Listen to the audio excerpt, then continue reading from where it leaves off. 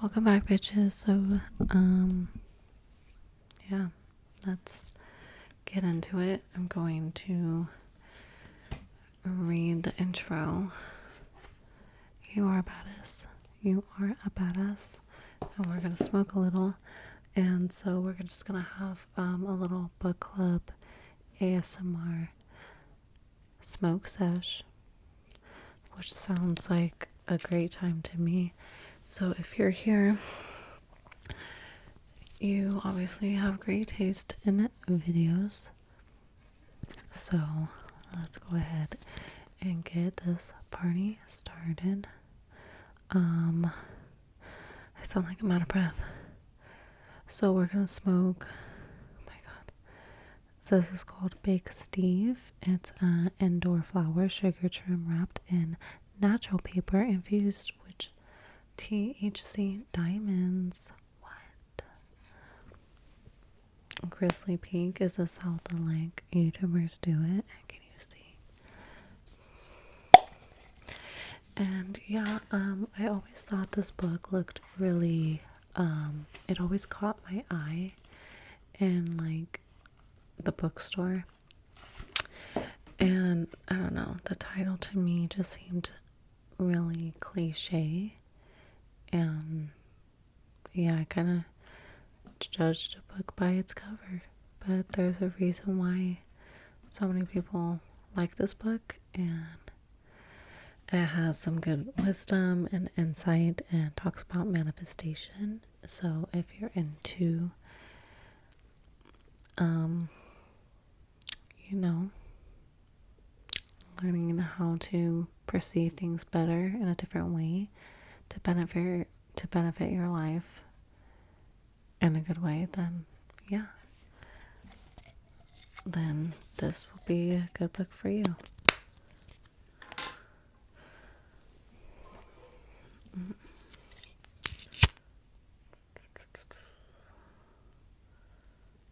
This is actually, I'm actually borrowing this book. It's not mine. But yeah.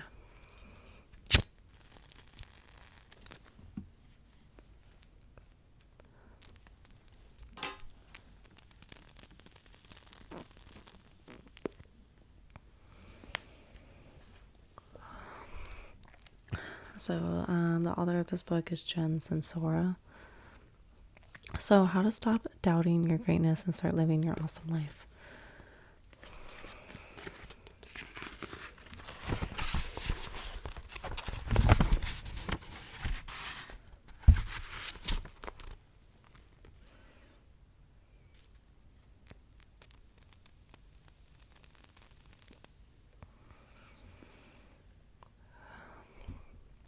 So, introduction.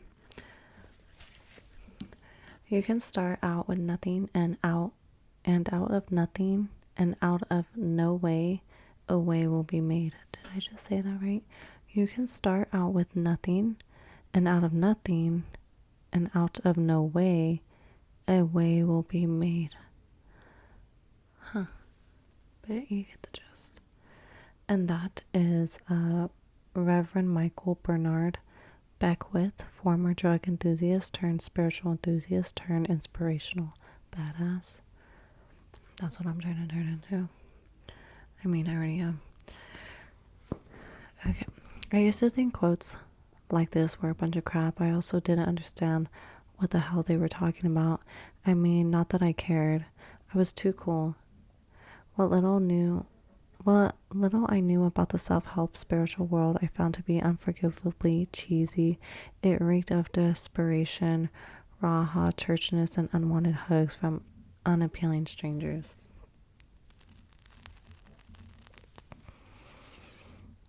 And don't even get me started on how grouchy I used to be about God. At the same time, there was all this stuff about my life that I desperately wanted to change, and I had to be able to bulldoze through my holy earth enthusiasm. I could have really used some help around here. I mean, overall, I was doing pretty well. I'd published a couple of books and had a lot of great friends, a close family, an apartment, a car that ran food, teeth.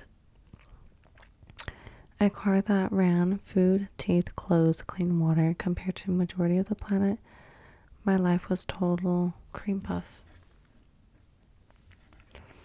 But compared to what I knew I was capable of, I was, shall we say, unimpressed. And that is honestly, yeah, how I feel sometimes, you know, like I'm doing things and I'm proud of myself, but I also know that like I'm capable of doing so much more, just like you guys. I always felt like, come on, this is the best that I can do, really. I'm going to make just enough to pay my rent this month again, and I'm going to spend another year dating a bunch of weirdos so I can be in all these wobbly, non-committal relationships that create even more drama, really. And am I seriously going to question that my deeper purpose is and wallow in the misery of that quamir for the millionth time? It was a snore.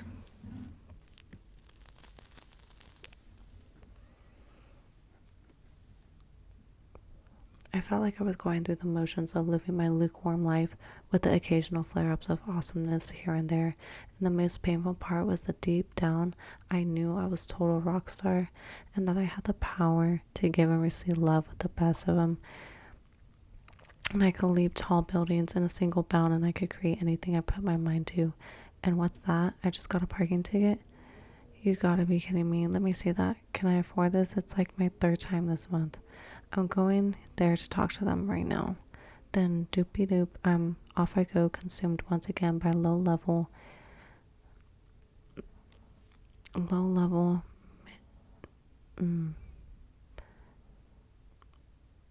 it's hyphened right here, so I can't really put this word together.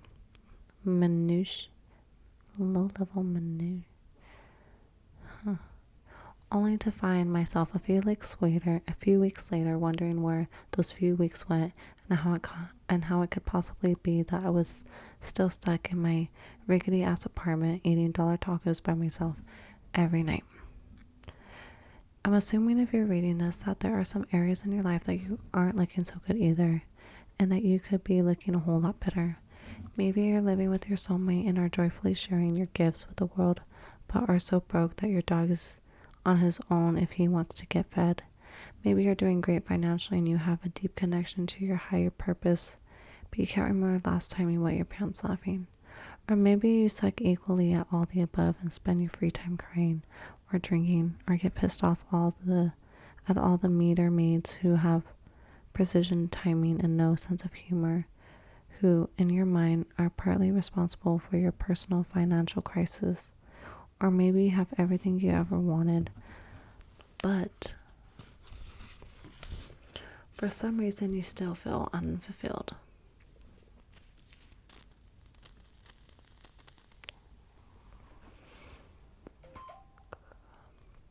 This isn't necessarily about making millions of dollars or helping solve the world's problems or getting your own TV show, unless that's your thing. Your calling could simply be to take care of your family or to grow the perfect tulip. This is about getting mighty clear about what makes you happy and what makes you feel most alive, and then creating it instead of pretending you can't have it, or that you don't deserve it, or that you're a greedy this is the word again. Egomaniacal fathead for wanting more than you already have. I think that's wrong. Or listening to what Dad and Aunt Mary think you should be doing. It's about having the cogence to show up in the brightest, happiest, baddest version of yourself, whatever that looks like to you. Sorry, that was bad. The good news is that in order to do this, all you need to do is make one simple shift. You need to go from wanting to change your life to deciding to change your life. Wanting to be done sitting on the couch with a bong in your hand and a travel magazine in your lap. Deciding means jumping in all the way, doing whatever it takes, and going after your dreams with the tendency of dateless cheerleader a week before prom night.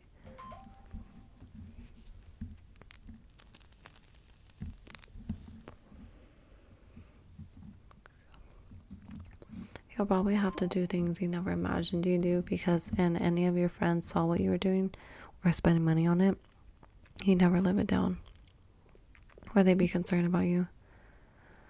Or they stop being friends with you because now you're all weird and different. You'll have to believe in things you can't see as well as the things you have full on proof are impossible. You're gonna have to push past your fears, fail over and over again, make a habit of doing things you're not comfy doing. So you're going to have to let go of old limiting beliefs and cling to your decision to create the life you desire, like your life depends on it. Because guess what? Your life does depend on it.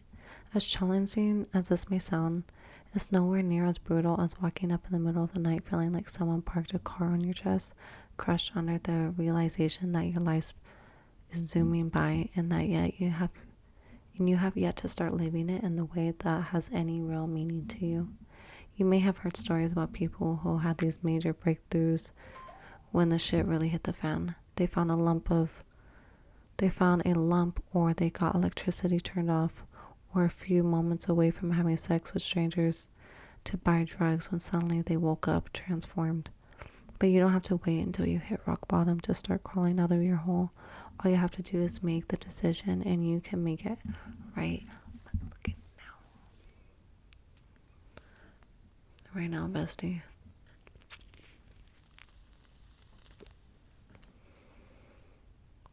There's a great line from the poet Anais Nin that reads, "And the day came from the wrist to remain tight in a bud was more painful than the risk it took to blossom."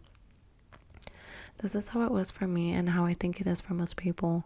My journey was a process, and still is, that started with my decision to make some serious changes regardless of what I had to do to make them. None of these things I already tried were working. Mulling it over and over with my equally broke friends and my therapist, working my ass off, going out for a beer and hoping it would take off itself. I was at the point where I would try anything to get my act together, and la-di-la-di-da. It's like the universe was testing me to see how serious I was. I went to motivational seminars where they made me wear a name tag and high-five the next person while shouting, "You're awesome, and so am I." I beat a pillow with a baseball bat and shrieked like I was on fire.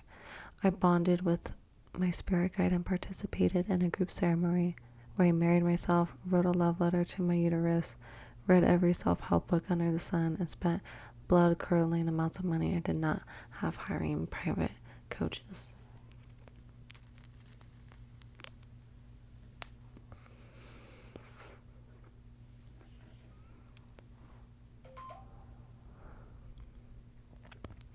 Basically, I took one for the team.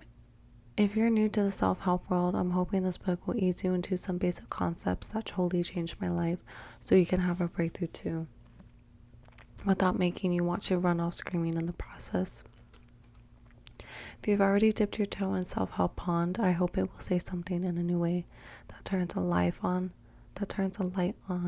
so you can make major shifts, create some tangible results, and someday wake up crying in tears of giddy disbelief that you get to be you.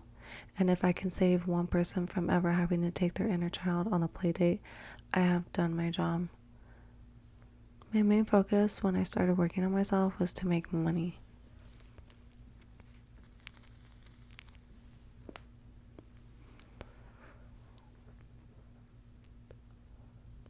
I had no idea how to make it on a consistent basis and was totally weirded out by admitting that I wanted to in the first place.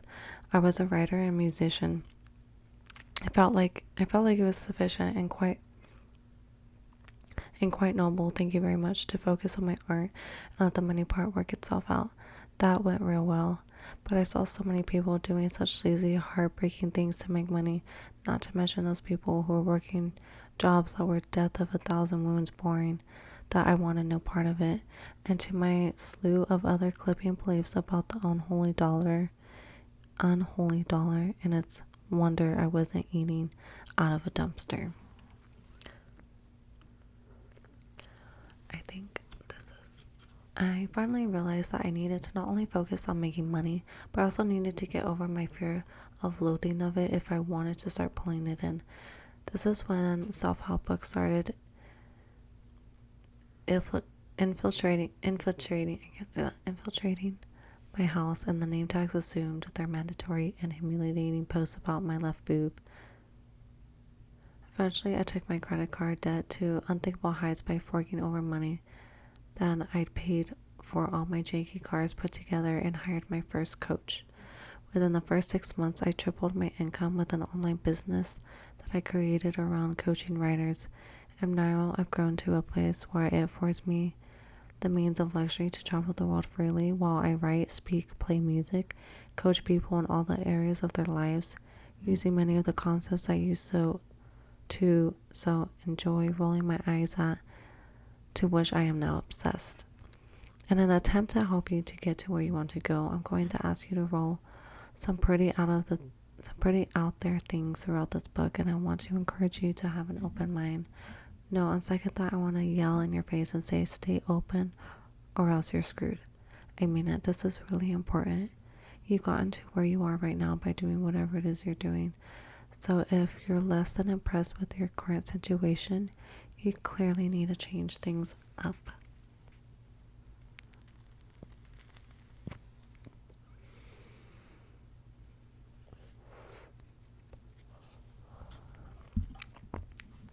Listen to this.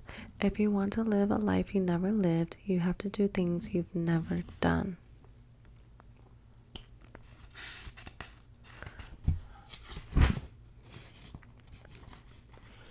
One more page and we will be done with introduction. I don't care how big of a loser you may or may not perceive yourself to be right now.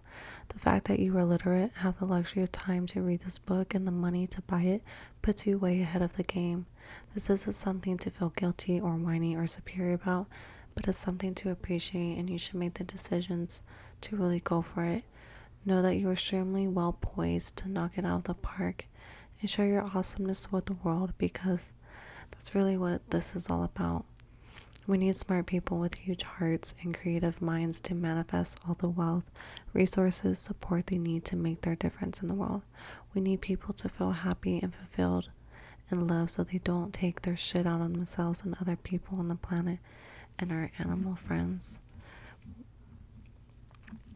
We need to be surrounded by people who radiate self-love and abundance so we don't program future generations with gnarly beliefs like money is bad and I'm not good enough and I can't live the way I want to live.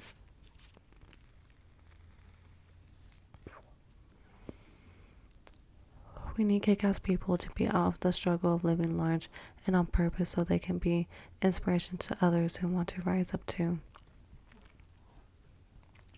First thing I'm going to ask you to do is believe that we live in a world of limitless possibilities.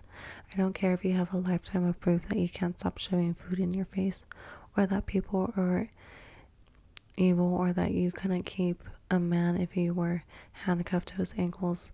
Believe that anything is possible anyway. See what happens, what do you have to lose? If you try getting through this book and decide it's a bunch of crap, you can go back to your sucky life. But maybe put your belief aside, roll up your sleeves, take some risk, and totally go for it. You'll wake up one day and realize you're living the kind of life you used to be jealous of. And that, my friends, I think is a great introduction. So, if you really like that, I'll definitely read the first part 1 for you guys, and maybe just fucking, go through this together. I don't know. We'll see. Have a good night, guys.